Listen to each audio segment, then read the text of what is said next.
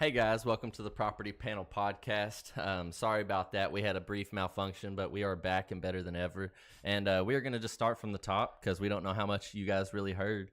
But we're going to be going over episode 9, exploring the different types of real estate. And before we dive into that, we're going to get into our title sponsors. I want to give a big thanks to Collier Title Company. If you need deed prep, title work, closings, and more, they're located in Brandenburg, E-Town, and Louisville. And they do great work, but you can give them a call at 270-763-6589. And then I want to give a big shout out to Chad Gooden at Supreme Lending. If you need help with financing, whether it's FHA, VA, conventional, and more, he's located off of North Mulberry Street in E-Town. And then for this week's sponsor, I want to thank Taylor Inspection Services. If you need residential, commercial, termite, and chimney inspections, as well as mold sampling, you can give him a call at 270-723-6530 or visit them online at taylorinspectionservicesllc.com. And we want to give a big thank you to Taylor Inspection Services. They are actually our first full-month sponsor. And if you or anyone you know want to sponsor our podcast, you can give us a call at the numbers behind us, send us an email, or message us on Facebook, and we can get you squared away. It's $100 weekly, $300 monthly, and $3,000 yearly, and it is a tax write-off. We can send you an invoice, and you can write that off on your taxes. But we're accumulatively reaching about 2,000 to 3,000 views a week. We're on 4 or 5 different social media platforms. And could you tell them how to tune into those for us? Yeah, we're on. And what platforms we're on? We're on TikTok, Apple Podcasts, YouTube, and Facebook. And if you just search Property Panel Podcast, we should pop up. And we definitely appreciate likes and subscribes. Really helps. It's a free way to support the channel. And we definitely notice it on our end. Just, same with comments as well. Just any way to interact with us. We definitely appreciate it. So check those out on all platforms and give us a follow. Yeah, and go ahead and drop us a comment right now and a like and a share, subscribe. Let us see if our comments are working because it's been so dead in here. We're not quite sure if they even work. But also, we would appreciate you guys giving us a little shout out here and there. It costs you nothing, and it does tremendous wonders for us. Yep. But also, I forgot to mention that we do got Ethan as well with us. I need to remember to introduce him with us as well. Sorry if I forgot you, Ethan, but we appreciate you coming on the show. And if for you guys that missed it last week while we were doing the post-production, we wanted you guys to witness and see Ethan live in the flesh. So Ethan, could you give us a little bit about yourself and tell us how you got started in real estate? Yes, again, thank you all for having me on here. My name is Ethan McCormick. I'm an agent here at Cedar Hill Properties. Been doing it just under 2 years, and I do what I can for my clients. I believe in that trust and building those relationships, and throughout time, it'll just increase more and more. So again, if you need anything, give me a call, 270-307-3337. Yeah, Ethan, we appreciate you. You do big things in the office, and you do big things for here for us at the panel. And we want to toot your horn a little bit. Ethan, he's got 2 under contract here. He's a newer agent, but he hustles and grinds week in and week out, and we do appreciate him, the work he puts in the office as well as here behind the scenes. He does tremendous wonders, and if you'd like to see more of him, give us a comment below down as well. And he just bought his first house. Which That's exciting. We are going to be doing an episode as he finishes. You're doing pretty good. He's came a long way in the short little bit that he's owned it. But we're actually going to be doing a full episode on Ethan and his first flip. To kind of show people how it is and how tough it can be for someone that's brand new. Like, he's been in real estate for a little bit now, so he's kind of understood what can and can't come up, but I think it was a learning experience for him so far, and we'll touch more on that subject in a later episode, but we're excited for that, and we couldn't be more proud of you. Yeah, so let's go ahead and get into today's topic, exploring different types of real estate. So we're going to be going over land, houses, commercial versus residential, real estate development to completion, as well as personal property and real property. And we're going to kick it off with talking about zoning and regulations. So Jay, if you can tell us a little bit about that and get us started. Yeah, so if you're curious about getting into some property, the first thing you should probably look at is the zoning regulations and see what it's zoned as. And it varies county to county, at least in Kentucky. And you'd probably want to go see your local courthouse, and they should have the planning and zoning office located in there. But if you're like Meade County, we have quite a few different zoning types, whereas in Brett County you might not have to follow as many rules and regulations, and they might not have as many zoning options. But as far as Meade County, they offer agricultural A1 and A2. They offer residential R1 through R4. as well as business B1, B2, and then for those industrials they offer HI and I think LI. You said LI. And what do those stand for? Heavy industrial and light industrial. So like Nucor is heavy industrial, and so is the chemical plant right That's there. where that big money comes. Yeah. Huh? Yeah. That's a lot of development. Obviously, business, which we will touch later in the episode, commercial property is going to cost more than residential property, but there's more money to be made on those properties, but with more money comes more risk. So, like I said, we will touch more on those subjects, and we are going to break down, I think, a little bit on those different zonings for each type of build that you're going to do. But obviously, if you're looking at a certain piece of property and it might not be zoned what you want, but you really want that piece of property, it is possible to change the zoning. It's not a for sure thing. You can't just pay a certain amount of money and snap your fingers and it's done, but you can submit it to the board and come forth to a committee, and the local community will come together and they will vote, and they do majority vote. So it could be in your favor and they could change the zoning, or in some cases, it's happened where they don't. Which, I think it might be a different board, but Jalen here, he just got appointed to planning and zoning. Oh, yeah, it was the adjustment of appeals. So it's nothing Pretty crazy, awesome. but it is exciting. I'm looking to do more for the community and to broaden my experience to help service my clients better. So basically what the opportunity has given me is Gabe Chapman, actually at the PVA office. He gave me a message and, asked if I'd be interested in coming on. You basically meet once a year and will come, anyone that has a problem with their property value. Our crew will come together once a year and assess those values and see, if they're within good standing or not. So essentially, I'm going to be helping correct the property value for the administration here in Meade County. Great to have a realtor on the board. I never even heard of it till now, like but it I'm helped. excited. I've looked into it a little bit, and they didn't really have much information to give me on what it entailed other than what Gabe has given me. But I am excited to see what that entails, and we meet usually about middle of the year, so I probably won't get a full taste of it till about then. But I'm excited. I got my name in the paper, so That's I feel awesome, man. special. Oh, dude, that's awesome. It definitely shows that you're willing to go the extra mile in real estate because, it's not a paid gig. So Yeah, it's voluntary, but like I said, I want to be able to better service my clients and get my name out there and just see what I can do for my community. I like giving, I like helping, and it always comes full circle. So I guess let's go ahead and move into residential real estate and raw land. So there's different types of residential real estate zoning, R1 through R4. So stick-built homes are typically R1. Your modulars are typically R3 and A1. But Jay, what about raw land as far as planning and zoning? So goes? like we discussed, raw land, it could be zoned, basically any of that. It kind of depends on the location and what other things in that area are zoned as well. And like we mentioned, you can get it changed. But as far as what you want to look into, I know, for example, we have this property. I'm not going to name names, but I had a client. He bought this property a while back for $40,000, and now that property is valued at about $300,000 because it's commercial property. And then actually we were going to list it, but they got this property that they got listed 36 acres for $1.9 million, and the only access to the main road is through our property. So he's kind of sitting on that. He's experienced and he's playing the long game, and I think it'll work out well for him. Yeah, I mean, if you're able to, take residential zone property, if you could buy potentially on the bypass, which would be rare, this is just an example, but if you're able to get that switched over commercial, you could potentially see some profit there, which, it's not guaranteed that you're going to get that switch over, but definitely an investment opportunity if you're trying to develop some land. I did have this lady, it was in E-Town, I forget what road it was off of, but she had a corner lot, and actually originally it was the main road she lived off of, but kind of like Joe Prather and 313, how they did with Brandenburg Road, they cut that one off, so it's no longer the main road, and it was on commercial because it was on that property corner. But it was a house, and they used it, I think, for an old real estate company or title company, oddly enough. But what she actually wanted to do was live in the property because it was a nice home. So she went up before the board and got it appealed, and she actually turned it to a residential property. That's pretty cool. So, and then she got to live there because, as we'll go over later, that is some of the challenges that you might run into as far as commercial is they do have strict rules and regulations, and some commercial properties will allow you in certain structures to live in those on the commercial dwelling.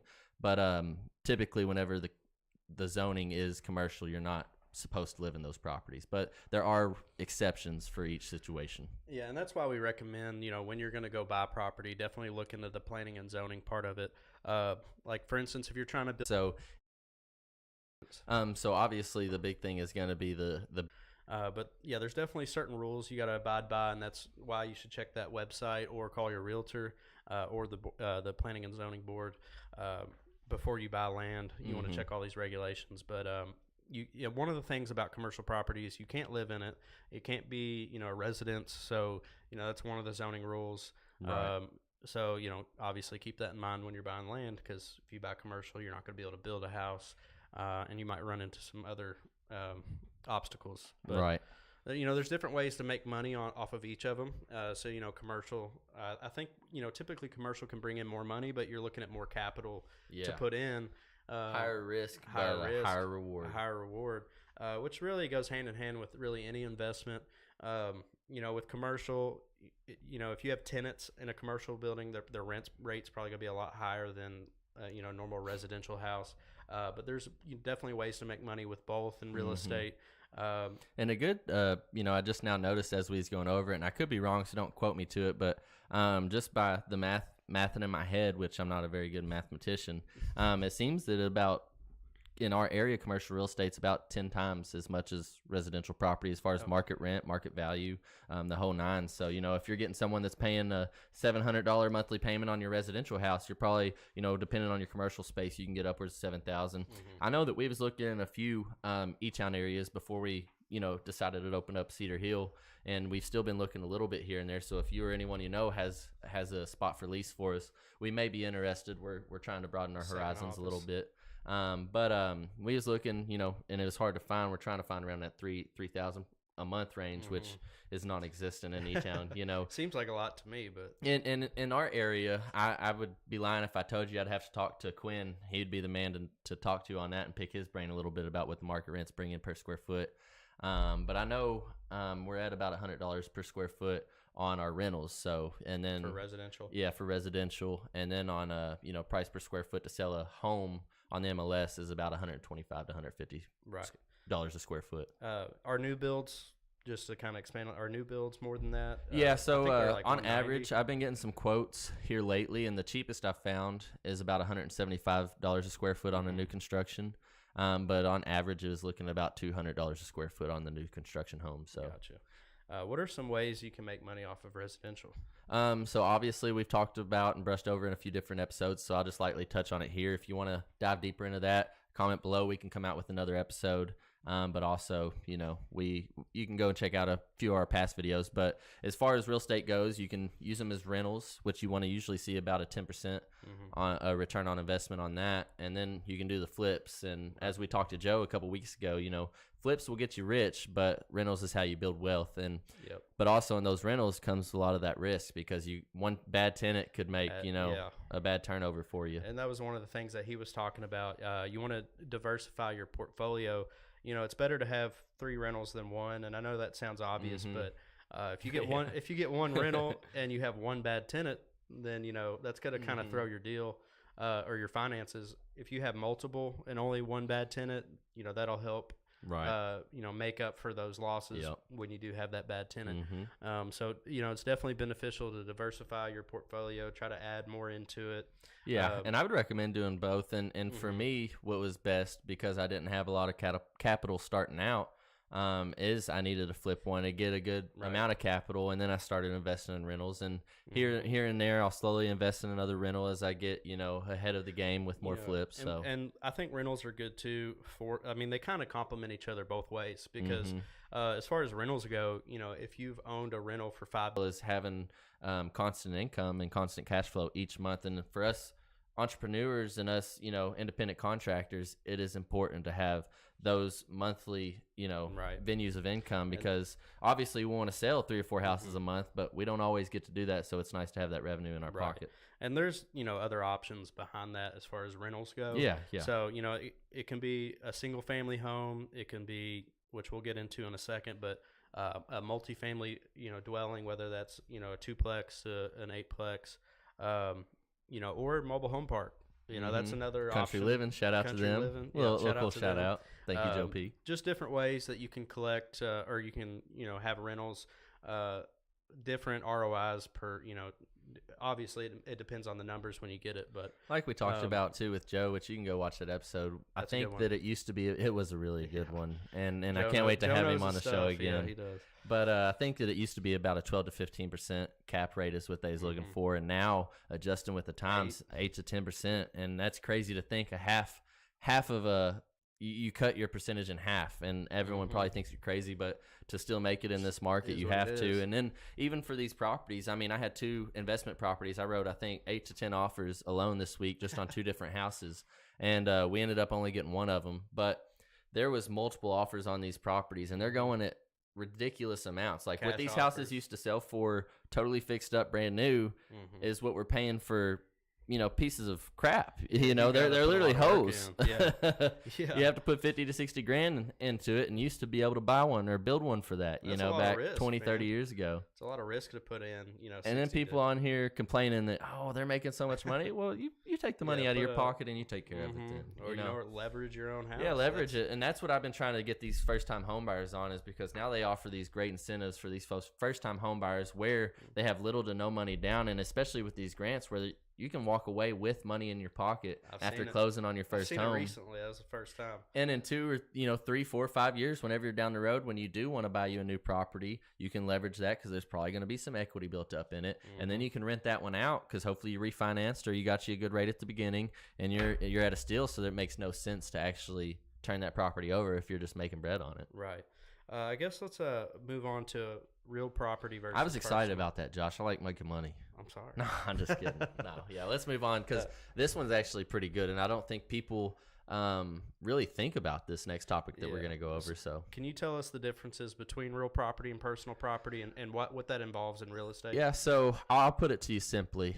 Real property, personal property is anything you can take. If it's not, Affixed. attached to the house, affixed is actually the correct terminology. If it's not affixed to the property, to the house, or whatever, then it is personal property. But so like your beds, your couches, and stuff like that, your clothes, whatever, that's personal property. Even your appliances, which is 9 times out of 10 you're going to want to leave them because that's Right. a It's a good selling point. Yep. But so yeah. But what about cabinets? Is that? what is They're attached to the house. They're fixed to it, Yep. and even your curtain fixtures or your curtain, rods and stuff like that. If they're screwed in, but you curtains leave those are personal property. curtains because them You know, they're not curtain screwed rods. in, But yeah, And then you got your garage, your sheds. Yep. Typically that's going to and be. so that's another thing. or is So that your kind of a garage and your borderline? shed. So your garage is immovable, and it's affixed to the Uh-huh. property. It's cemented in, Right. but that shed is movable property. personal? So that is personal property, and it can be Okay. negotiated to leave with you. Which that's not a good look, and who wants to go through that trouble? But that is Oh, I a like that potential, shed. and I'm taking it. we've dealt with that before, where my Someone took buyers the are like, shed? yeah, many times. I need They're that. like, oh yeah, we really like this shed. I'm I like, need well, that. It's they're gone. taking it. It sucks for you. Yeah, we'll put that in the offer. No, yeah, and that is something that I say, hey, we can put it in the offer because 9 times out of 10, if the shed is not to remain, they'll put that in the disclosure. So I feel we'll like that's mention that. something that should be conveyed. Yeah, kind of. yeah. I mean, but Maybe that's you where don't the have line to. draws. Where do you draw the line? And I guess that's where they draw. You can affix it to the property. You can cement it in and Right. do the whole 9. And I feel like that's why you want a good realtor on your side to kind of watch out for little And a things like fight for that you, yeah. that might get missed or Yeah, fight yeah. for you. 9 times out of 10, people are just going to assume, and just like they assume the personal versus real property, and they probably don't even know the difference. Right. A lot of people probably don't realize that there's a difference in the two, but there is a big difference. I guess let's move on to the multiple dwelling units. So we got duplexes, triplexes, quadplexes. What are the difference in those? I know that so as far as FHA loans or as far as it just being a residential, I'm pretty sure fourplex is the max that you can go for. You can qualify, FHA loan for a fourplex, and I think that's honestly a golden opportunity if you can find one for the right price. Good luck. Because That's why you call us. Good luck. You got about 50 other investors looking at it while you're looking at it. But if you can get an FHA loan for a quadplex, the other 3, while you live in one of those units, the other 3 are going to pay your mortgage. And you do have to look into that. I think FHA is a little more lenient, but I know VA, there's some stipulations. So you do want to talk to your lender, and we're in no way, shape, or form could tell Chad. you exactly. I call Chad because I've actually with Chad ran into a few deals, which I think that you're on the right track, but I don't want to tell them wrong, you Right. know. And I think it is a case by case basis Yeah, too. You have to definitely be case by making so case. much rent, and then the whole nine. It's possible Because it's not supposed to really be income producing for the first 2 years. Oh, I got you. So there's some stipulations to that. Yeah, definitely reach out to Chad Yeah, for that yeah. one. Give Chad a call and we'll scratch that part. No, we're live. We can't scratch it this week. Yeah, so yeah. Edit that out, But no, yeah, Ethan, get to it. Yeah. No. Mr. Producer. No, but so yeah, to your point and your question, it was basically in the name, like you said. So the difference in a single dwelling and multiple family dwelling is the duplex is 2 homes, triplex 3, 4, 4, and then an eightplex, obviously 8. And then I think that we had talked that anything over 5 qualifies as now commercial property, Or whereas business or something. anything over 8 used to qualify. So now you actually have Right. to have that correct zoning and the correct loan in place, because there is, which I don't think we talked about in the difference between, which I think is actually coming up after the break, but there is a difference in residential and commercial in that aspect as well. And, typically you want to look for a 10% return, but, obviously people do business different. Some are looking for 5, some are looking for 20. Yep. 20 is really hard to find, but hey, more power to you if you get it. What about apartment complexes? How do those work? So it really depends. And like I said, now, anything over, I think, a 5 or so, or maybe it's over an 8 is considered an apartment complex. Again, we'll have to double check for you. Yeah, if we'll you break are that one curious, down. we'll figure it out. We probably should have before we came on here, but here we are giving you the latest and greatest information. And these podcasts not only help you, but it help us better, learn the knowledge in real estate. So, if there is something that we missed while we're going over this information, we're going to dive into Please it. comment. As soon as we get off, or if you know the answers, please do comment. Ask questions. We appreciate that. And we'll definitely try to figure that out. I guess we're going to move to the break, so unless you got some No, more. no, I don't have anything else to Okay. say. Give a thanks to our title sponsors So before we we'll go. move on to our sponsors might for the appreciate that. episode. Yeah, for sure. I think they're paying for it. Yeah. So big thanks to our title sponsors, Collier Title Company. They do deed prep, title work, closings, and more, and they're located in Brandenburg, E-Town, and Louisville. And you can call them at 270-763-6589. And then a big shout out to Chad Gooden at Supreme Lending. If you need any help with lending as far as FHA, VA, conventional, and much more, he's located off of North Mulberry Street in E-Town. And then for this week's sponsor, I want to give a big thanks to Taylor Inspection Services. If you need residential, commercial, termite, or chimney inspections, as well as mold sampling, you can give him a call at 270-723-6530 or visit them online at taylorinspectionservicesllc.com.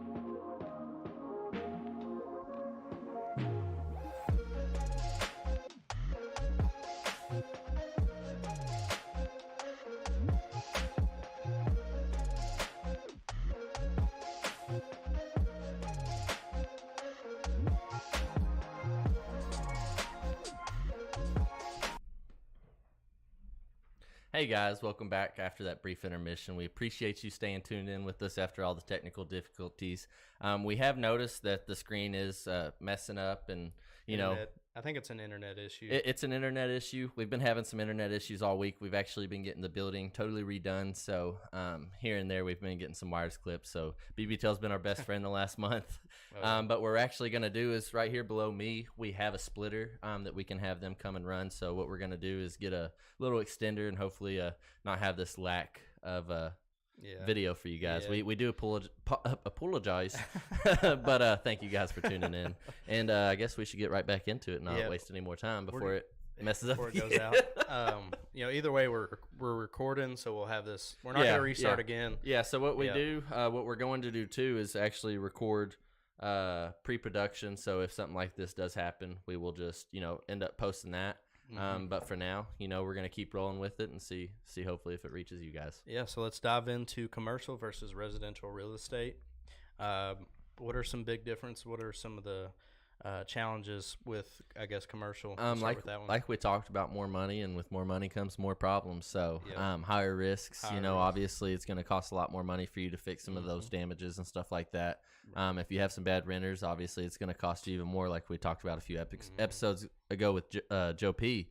And if it can hurt you that big on a residential deal, only imagine when that type of money is supposed to be coming in and you miss out on a couple months due to a bad tenant or something like that. I would think, which I don't know, for a fact, but I would think that your commercial tenants aren't going to destroy the place. Yeah, I mean, I'm sure that they're less likely, More but respectful. I'm sure there are still some. I've heard some horror stories. For sure. Shoot, so, I'm just glad I haven't had to deal with those personally, but I am looking, actually, I have a deal going with a commercial agent. This is her first residential deal on our Marie property, and so I'm willing, or I can't wait to pick her brain and to see a little bit about the commercial insight on things, because I'd like to. I think that'd be a good episode if we get someone on that does a lot of commercial real estate. Yeah, I think we might have to reach out to someone, or if you know anyone that does some commercial real estate, we'd like to chat, pick their brain a little bit.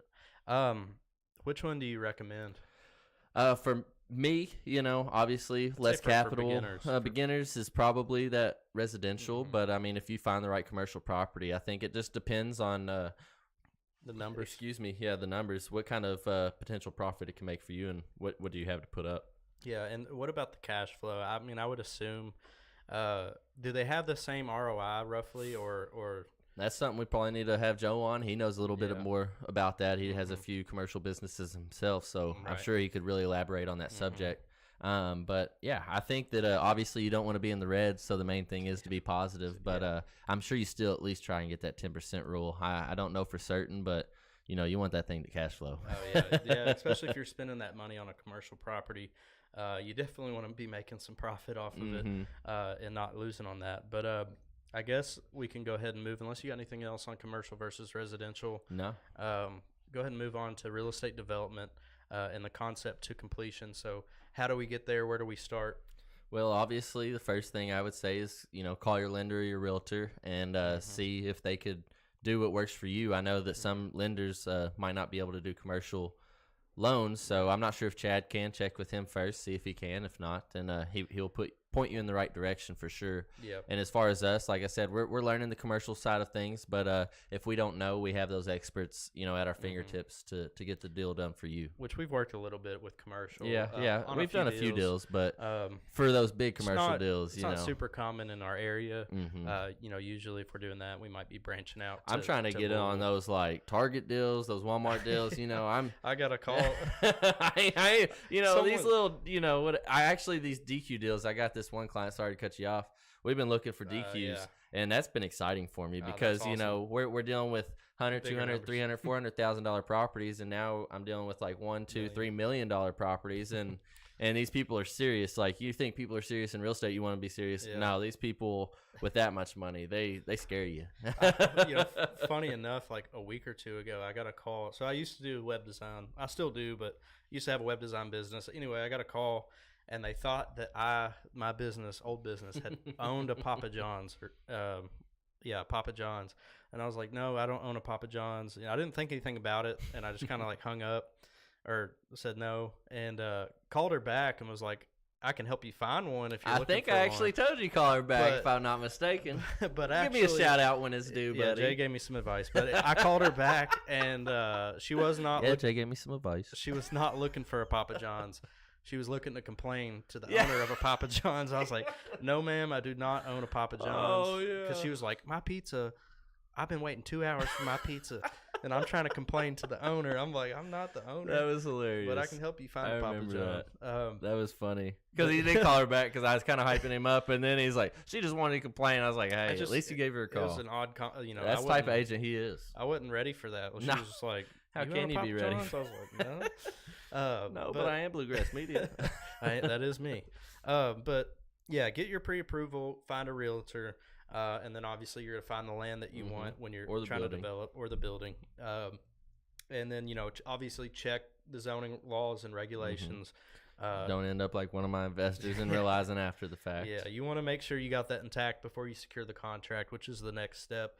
And then you're going to want to find contractors to start working on that. Mhm. But another thing too, after that, is getting a building permit, which I've never gotten a building permit. I don't know if you've worked with that at all. Yeah, or so what that you'll process go to is. planning and zoning, and you'll ask them, or you'll request a permit, and they'll come and check the site, make sure it all checks out, and they'll make sure that you're taking care of everything. So they'll actually come and check up on you throughout the building process and make sure everything's up to code, and make sure that you're not cutting no corners. So you got to be prepared, when you're So when you're there's doing those type of things. inspectors, I guess. That Yeah, come through kind of with like that. OSHA or whatever. They'll occasionally come and check on you, and especially if you're pulling those permits, usually the job should be done around here in a week or two. So it's nothing for them to come check once or twice.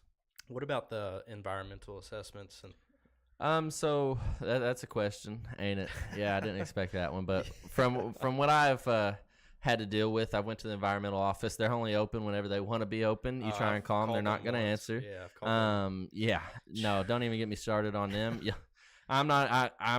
Yeah, don't get me started on them. But if you need to know, call your realtor. I'll go up there on sometime that they're open, because every day. Lord knows when. And I'll go find what you need out. But basically, they're going to have where your septic lines and lateral lines and stuff like Gotcha. that is laid out. And they're going to be able they to do do your the- perk tests and stuff like that for you. Are they the ones who do the flood zones and stuff like that, or is it separate? I think they would be the ones that declare the flood zones, but you could also get on FEMA and check Okay. if you want to know Which if is you're in important a to flood know. zone. And that's something to check, because before that you can buy get a property, expensive. you Yes. definitely don't want Yep. to accidentally buy one in a flood zone, because Oh, yeah. your insurance is going to be through the roof. Yeah. Which I wonder if downtown Brandenburg is in flood zone. Some of it is. I mean, shoot, you've seen it. It's flooded all the way up to them houses. Yeah. They probably had standing water inside their homes sometimes. But, But imagine the price on those things. Some of them, shoot, Mhm. especially that apartment building Oh, down yeah. there. I couldn't. That- I'd be fat. I mean, I'm fat Dude, now, but dang, that ice cream's good. yeah. But I won't name them until they sponsor.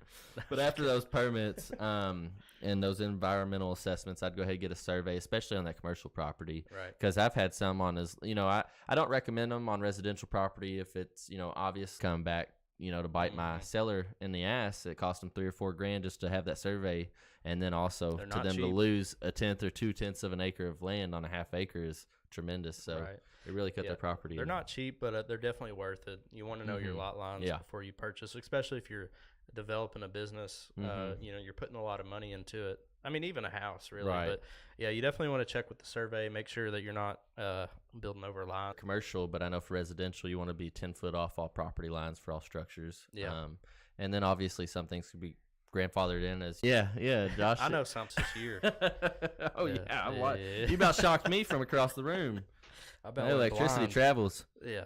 But, yeah, and then you pour the footers foundation, basement slab, frame it up. Like you said, electrician, plumbers come in, and then you do the drywall, the Mhm. finishing touches, plumbing, or painting, and then, your trim, flooring, cabinets, appliances, vanities, the whole Final nine. touches. Yep. Get it clean. And yep, clean that thing. A professional cleaner's key. I know even on these new constructions and even on these flips, we'll have brand new windows, brand new appliances and stuff in there, but they'll get smudges, I really think it's worth it for the and price. it is. And it's hilarious if you're showing these houses. I've seen some people walk through glass doors, just like not even realizing, thinking they's So open, clean. And yeah, I'm like, this should be a commercial. Like, it is the funniest thing I've ever seen in That my is life. a good idea But for yeah. a commercial, dude. We clean the glass so good you might run through it. But then after that, you list, sell, you move, you repeat. Keep on leveraging those properties, keep on investing in real estate, and keep on making the most of your money. Real estate is probably one of the best things to invest in. I think it's one of the safest. And I'm not a financial advisor, so don't listen to me. But, no. I've seen people go to the stock market or these other places. Very risky. Very risky. There's definitely a higher reward if you can really hit the mark. But real estate to me seems really consistent, just based on the people that I know that have been doing it for 30 years. Which is getting tougher now because there is more people. It's a competitive market. There's more skin in the game than there used to be. Used to, you'd be able to make a quick flip, no problem. Right. And now you have a lot of competition. If you find a good deal, I mean, there's going to be 12 other people that see that. And now deal. with social media and stuff, I read this thing online the other day. It was like, back in school when we did something embarrassing, next week someone else would do something, we'd all forget about it. But now we got social media, so you do something embarrassing and we got to live with that for the rest of our lives. So you do one bad thing and it could really put your name in the mud. So you gotta stay on your toes and stay giving the best and putting your best foot forward to service your clients and be the best you can be. Jay, is there anything else that we need to go over before we want to thank these people for dealing with these technical difficulties. So we've been struggling. Like I said, we're constantly trying to build the podcast every week. These sponsors help tremendously. We've got a couple mics on the way again for our guests coming in. It's usually, it's always something new though. This time we've never had an issue with this happening, and now the stream freeze up, and now we have all this happening. But it is what it is. Let's blame it on Ethan. It's happened when he started coming. He must have touched some cords. It was Ethan. Hey, it's not our fault. We're good. That's a little weight off my back. I guess before we close it out, though, I want to go ahead and thank our title sponsors for this episode. Hold on. You don't have to change it back, Ethan. But next week we are going to be going over how to get started. So if you've ever been interested in how to get started in real estate, how to get started in investing, becoming a property manager, we want to tell you how to get started in these businesses because we want more people to grow with us, So, sorry to interrupt you. No, you can get back to our sponsors. You're good. Big thanks to Collier Title Company. They do deed prep, title work, closings, and more. And they're located in Brandenburg, E-Town, and Louisville. And you can call them at 270-763-6589. And then I want to give a big shout out to Chad Gooden at Supreme Lending. If you need any help with the loan process, whether it's FHA, VA, conventional, and much more, he's located off of North Mulberry Street in E-Town. And then I want to thank this week's sponsor, Taylor Inspection Services. If you need residential, commercial, termite, or chimney inspections, as well as mold sampling, you can give them a call at 270-723-6530 or visit them online at taylorinspectionservicesllc.com.